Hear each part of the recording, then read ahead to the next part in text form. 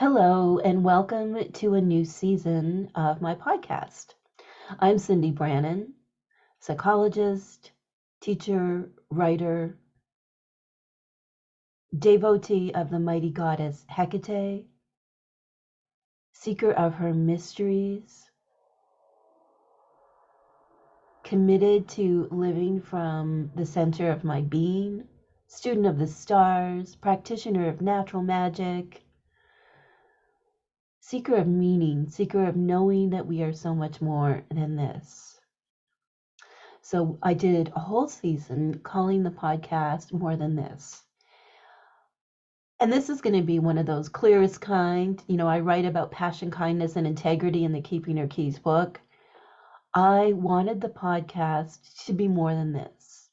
I wanted to expand the dialogue beyond, what Keeping Her Keys is, which is a book. If you're not familiar with the Keeping Her Keys book, it's a book that merges psychology, personal development with explorations of the goddess Hecate. The book came out of a blog, and Keeping Her Keys is the name of my organization. I wanted to have the podcast be more than just that. And sometimes, in the spirit of, clear as kind, thanks to the great Brené Brown for that one, we do things with really great intentions, even though it doesn't quite feel right. And so all last year when I was working on the More Than This episodes, I was thinking, am I doing the right thing here? Is Keeping Her Keys, is that just what I need to elevate and honor into the world? Like, what am I doing? I don't know if you've ever found yourself in one of these situations where you're trying to do the thing that honors the thing that wants to be birthed from inside of you. And sometimes it is miraculously clear. Like when I started the Keeping Her Keys blog, hard to believe I'm recording this just before the 5th anniversary of when the Keeping Her Keys blog launched. And all the while we were doing those episodes, I was joined by a friend of mine for quite a few of them. All the while doing that, I was thinking, where is this balance? Like, where am I honoring what's truly inside of me, and where am I striving for something that is like outside of my lane? I am a big believer in owning the lane, owning our journey, and not trying to be in somebody else's journey. I think it was Carl Jung has a famous quote about that I'll definitely get wrong here. But the gist of it is just that if you're really having a hard time, you're probably not in your own lane. And this was playing out through all of those episodes. And even before I started putting up episodes as More Than This, I got to tell you, I had more difficulties. I was trying to get rights to a certain song. I was working with a producer. I was trying to do all these things. I had a graphic designer. I had all of this. I was trying to do all the right things, because there are millions of podcasts in the world. And how do I create a great product that really honors what I feel inside of me wants to come out, and at the same time helps others without being overly commercial or formulaic or disingenuous. I didn't want any of those things. And so all of this was going on. There was a lot. And then I had one of those moments. I was listening to an interview with Tarana Burke, founder of the Me Too movement. She has a great book out I totally recommend. Anyway, in this interview, she started talking about desire versus capacity. And I got to tell you, it was like all the torches lit up, the wheel stopped spinning. I was given a new key in that moment. Desire versus capacity. And this whole idea of I might desire to have this big professionally produced podcast, that's distributed by a major company and so on. But do I actually have the capacity for that? And is that the larger question, the more than this question is that even what I'm supposed to be doing? And so all last fall, winter, spring, summer, I was in relation to these questions about what the podcast should be. So let's flash forward to my moment of getting bitten by a brown recluse spider on the new moon just after the summer solstice. I was out in the garden in my pajamas, recording this in my pajamas. I live in the country. I have a relaxed country lifestyle, super witchy, but not uptight.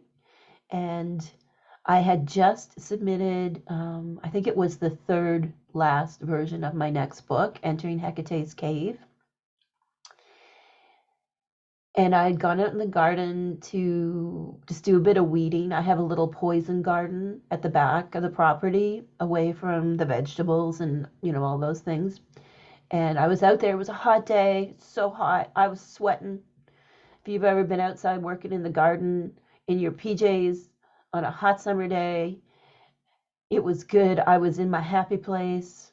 I was pulling out the creeper that loves to wrap itself around the aconite and the wormwood, and came inside because I needed to get cleaned up for the Sovereign Goddesses ritual that I lead in my school every year on this new moon closest to the summer solstice. So it's already a big day, right? Books being submitted, rituals to be led. I came inside. I sat down to do a few things, just to coordinate with everyone who was participating in the ritual, and started to notice something right over my solar plexus. And pulled up my shirt and looked, braless, of course. You can't be running around outside in the country working on your garden in your pajamas and have a bra on. I looked, and there was this little red dot, honestly, little red dot, and it hurt. But it didn't look like a regular bug bite. I was worried it might have been a tick, so I was doing all the things, to see if it was a tick. When one of my sons came home, even though it was kind of awkward, I got him to look at this thing on my solar plexus, and it hurt, but it wasn't like a regular bug bite. Over the next 24 hours, I got sicker and sicker and sicker. Got some antibiotics from a doctor, still got sicker and sicker and sicker. Ended up needing 5 days of hospital treatment. The IV antibiotics, all the things to help me recover. When I first landed in the emergency room, the doctors didn't really know what it was. And then finally a doctor said, it's a brown recluse spider bite. And I looked at him shocked. And he said, yeah, we do see probably about a dozen of these every year, different, among the different doctors. And he said, it's going to take months and months for you to get better. So things got a lot worse. It necrotized. That's a fancy word that means a lot of the flesh died. And again, this is all right over my solar plexus. A lot of other things are going on. My oldest son is grown up and springing from the nest and so on. And I still had this business with the podcast kind of simmering on one of the burners on my mind while I was recovering from this. And leaning into what it means to be blessed by spider right on the solar plexus, right? The venom that heals, the poison that leads to wholeness, even if I'm left with a scar. Right now, it's finally a scar. It's not a wound anymore. So, how do I take this happening, which I believe is a deep spiritual event, super rare, on a very auspicious day? How do I lean into that? And reaching back to what Tarana Burke said about desire versus capacity. I might desire to have a fancy podcast where I have a paid producer, a paid assistant, and all those things. But I don't have the capacity for that right now. And maybe that's not who I am. Maybe me doing the podcast and just talking to you and talking about the divine and natural magic and psychology and leading us through meditations. Maybe it's just meant to be the way it is. Maybe everything is unfolding exactly how it is meant to.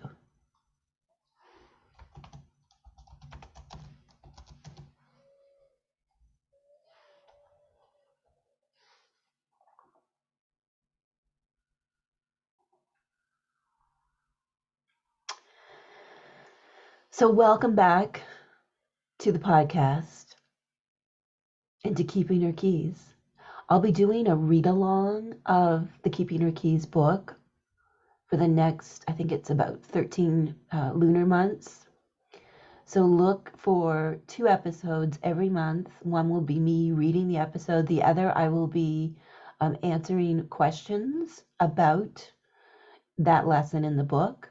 I've got a new book coming out, Entering Hecate's Cave, which is coming out in January. And as always, I'm teaching in my organization, the Covina Institute. So you can join Covina. Just go to keepingyourkeys.com and you'll find all the details there. So you can join the read along to go deeper. You can become a student of Hecate's Keys, which is the foundational course I teach that merges magic and astrology and psychology, of course, ritual, and so on. That if that shows up as available when you go to that landing page, you can jump in. And I offer the deeper dive into psychology known as Lymphadia. And again, if you see that show up as available, that means that you can join. Oftentimes, when we're at capacity or we're not in a place in the cycle where it's suitable for someone to come in, I just make those plans not available.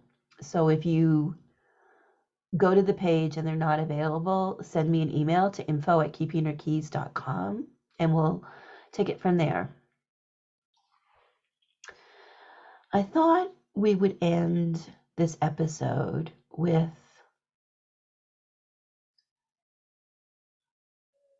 Desiderata by Max Ehrman, because this poem has been really sitting with me in contemplating what I wanted to say in the first episode for the new season of the podcast. Go placidly amid the noise and the haste, and remember what peace there may be in silence. As far as possible, without surrender, be on good terms with all persons. Speak your truth quietly and clearly, and listen to others, even to the dull and the ignorant. They too have their story. Avoid loud and aggressive persons. They are vexatious to the spirit.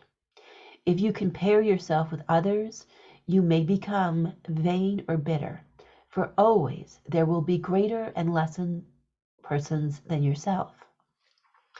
Enjoy your achievements as well as your plans. Keep interested in your own career, however humble. It is a real possession in the changing fortunes of time. Exercise caution in your business affairs, for the world is full of trickery. But let this not blind you to what virtue there is. Many persons strive for higher ideals, and everywhere life is full of heroism. Be yourself. Especially do not feign affection. Neither be cynical about love, for in the face of all aridity and disenchantment, it is as perennial as the grass. Take kindly the counsel of the years, gracefully surrendering the things of youth. Nurture strength of spirit to shield you in sudden misfortune, but do not distress yourself with dark imaginings. Many fears are born of fatigue and loneliness. Beyond a wholesome discipline, be gentle with yourself. You are a child of the universe, no less than the trees and the stars. You have a right to be here. And whether or not it is clear to you, no doubt the universe is unfolding as it should. Therefore, be at peace, whatever you conceive the divine to be. And whatever your labors and aspirations in the noisy confusion of life, keep peace in your soul. With all its sham, drudgery, and broken dreams, it is still a beautiful world. Be cheerful. The original text was by Max Ehrman, copyright 1927. So I believe it is now in the public domain. Thank you so much for listening to this episode. Thanks for being on this journey with me. If you have any questions or topics you'd like me to address in coming episodes, send an email to me at info@keepingherkeys.com. And as always, you can learn more about my teaching and writing at keepingherkeys.com. And always, hail Hecate and claim your unique keys.